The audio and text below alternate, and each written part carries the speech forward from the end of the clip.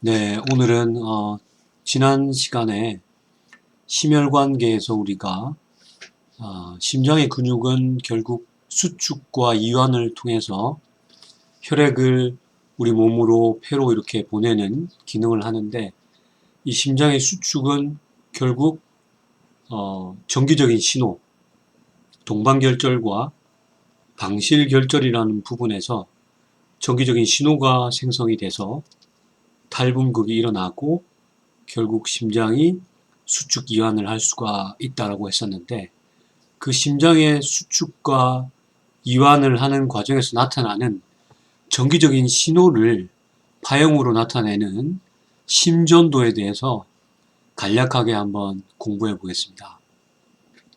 심전도는 일렉트로카디오그래피, ECG라고 표현을 하는데, ECG 검사를 통해서 심장의 정상적인 심박 혹은 심장의 정상적인 수축의 강도, 뭐 이런 것들을 우리가 판단할 수가 있고, 특히 운동 부하 검사 같은 그런 운동의 조건에서도 우리 심장이 정상적인지 아닌지 이런 것들을 살펴볼 수가 있습니다. 그래서 심전도를 검사하기 위해서는 우리 피부에 전극을 10개, 그러니까 상체에 한 6개 정도를 붙이고, 또 팔, 다리에 2개씩 해서 10개 정도를 붙여서 12개의 유도 전압을 측정을 해서 우리가 검사를 하게 되는데, 심전도의 파형은 그림에서 보시는 것처럼 표기를 P, Q, R, S, T 이렇게 알파벳으로 표기를 하는데, 이 알파벳은 특별하게 의미가 있진 않고 임의로 순서대로 P부터 T까지 이렇게 명명을 한 겁니다. 그래서 하나씩 살펴보면, 최초에 동반결절에서 정기적인 신호가 발생됐을 때 두 심방에서의 탈분극을 우리는 P파로 이렇게 나타내고, 그래서 그림에서 보시는 것처럼 최초의 정기적인 신호의 감지는 심방의 탈분극이다, P파로 표기를 했고, 그 다음에 심방의 탈분극이 일어나고 나면 심실의 탈분극이 일어나기 전까지 PR 간격으로 나타나는데, 이게 이제 심실로 정기적인 신호가 전달되는 과정이 되겠죠. 그리고 이러한 과정이 지나고 나면 짧은 시간에 심실의 탈분극이 일어나는데, 그림에서 보시는 것처럼 심방의 탈분극보다는 좀 더 큰 파형이 이렇게 나타나죠.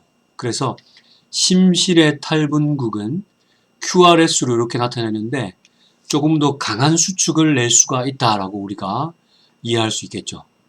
그 다음 심실의 탈분극이 끝나고 나면 심실의 재분극이 나타나는데, 아래 그림에서처럼 심실의 재분극이 나타나기 전에도 마찬가지 QRS의 S 시점과 T파의 T 시점 전까지를 우리가 ST 분절이 이렇게 나타나는 걸 볼 수가 있고, 그 다음에 이 짧은 분절이 끝나고 나면 T파가 이렇게 발생이 되는데, 이때를 우리는 심실의 재분극 상태라고 이렇게 이야기를 합니다.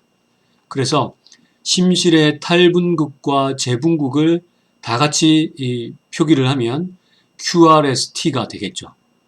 그래서 심전도는 PQRST를 크게 심방의 탈분극과 심실의 탈분극과 재분극으로 나누어서 이렇게 볼 수가 있겠죠. 그렇다면 우리 탈분극이 뭔지를 잠깐 이해를 하고 넘어갑시다. 탈분극은 뭐냐 그러면, 근육의 수축을 이끌어내기 위해서 심장근도 그렇고 골격근도 마찬가지입니다. 그래서 세포 단위에서 신경세포도 마찬가지고 근육세포도 마찬가지고, 안정시의 세포막을 중심으로, 요게 세포막이라고 하면 세포막의 바깥과 안쪽에 전위의 차이가 약 한 마이너스 70에서 90mV 정도로 세포 안쪽이 낮게 나타납니다. 그래서 그 전위 차이의 원인은 세포 바깥에 분포하고 있는 나트륨의 양이온과 세포 안쪽에 있는 칼륨의 양이온의 차이로 나타나는데요. 그래서 안정시는 바깥에 있는 나트륨의 양이온 값이 안쪽에 있는 칼륨의 양이온 값보다 높기 때문에 상대적으로 세포 안이 바깥보다 마이너스 70에서 90mV, 마이너스 70에서 90mV의 범위를 이야기하는 것은 신경세포와 근육세포의 차이가 조금씩 나타나기 때문에 그렇습니다. 그래서 마이너스 70mV의 기준으로 이야기를 하면 안정시에 마이너스 70mV의 전이차를 가지고 있다가 바깥에 있는 나트륨 이온이 안쪽에 있는 칼륨 이온 쪽으로 이온들이 이동을 하게 되면 결국 바깥쪽에 있는 양이온이 안쪽으로 이동하게 되니까 안쪽에 낮았던 이온의 값이 전체 값이 높아지겠죠. 그래서 마이너스 72, 마이너스 60, 마이너스 50 결국 0에까지 도달하고 그 이상도 되겠죠. 이렇게 전이 차이가 변화하는 것을 우리는 탈분극이라고 합니다. 이러한 탈분극이 일어나야 결국 그 칼슘이 분비가 되고 이런 칼슘들이 근수축의 기전을 일으키게 되는 겁니다.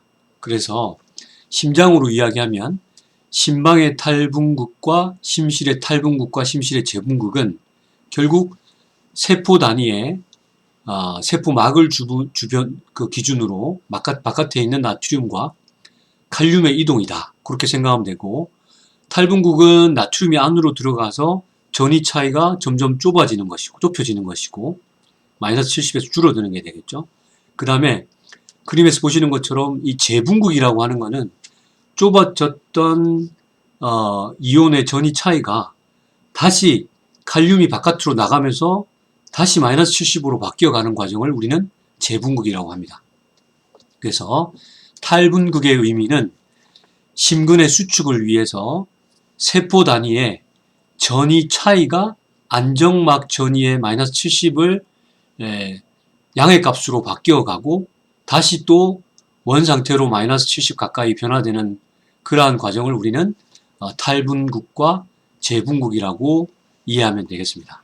그래서 심전도는 이렇게 표기를 하고, 참고로 우리 제세동기라는 게 있는데 자동 제세동기는 관공서라든지 여러 우리가 공공장소에 볼 수가 있는데, 이런 공공장소에서 볼 수 있는 이유가 갑자기 심정지가 돼서 응급처치가 필요할 때는 이런 제세동기 AED를 통해 가지고 정기적인 신호를 인위적으로 심장에 줘서 동반결절과 방실결절에 다시 탈분극을 일으키게 해서 최종적으로 심장의 수축을 다시 뜨게 하는 게 목적이 되겠죠.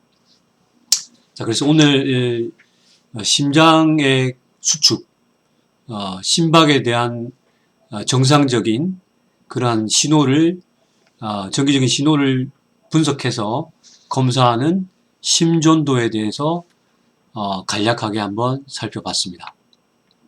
오늘은 여기까지 하겠습니다.